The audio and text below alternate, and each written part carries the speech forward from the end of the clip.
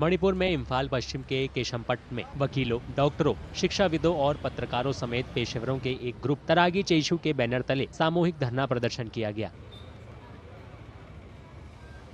प्रदर्शनकारियों ने हिंसा और तनाव का तत्काल समाधान ढूंढने और राज्य में शांति और सामान्य हालात बहाल करने की मांग की।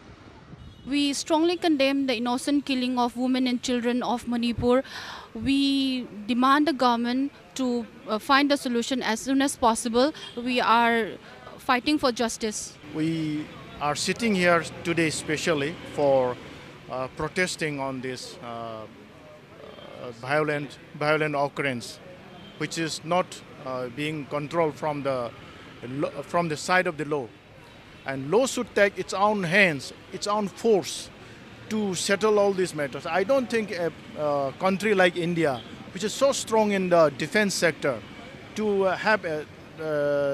have such problems being staying uncontrolled for more than 1.5 years. It is really unfortunate.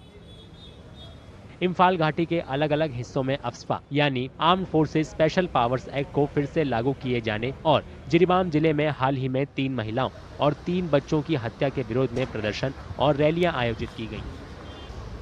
केंद्र ने 14 नवंबर को मणिपुर के जिरीबाम समेत 6 पुलिस थाना क्षेत्रों में अफ्स्पा को दोबारा लागू कर दिया। 11 नवंबर को सुरक्षा बलों और संदिग्ध कुकी जो उग्रवादियों के बीच हुई मुठभेड़ में 10 उग्रवादियों के मारे जाने के बाद जिरीबाम के राहत कैंप से मैतेई समुदाय की 3 महिलाएं और 3 बच्चे लापता हो गए थे।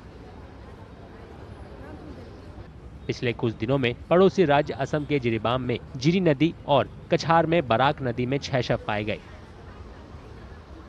शव मिलने के बाद जिरीबाम और इम्फाल घाटी में हिंसा भड़क उठी।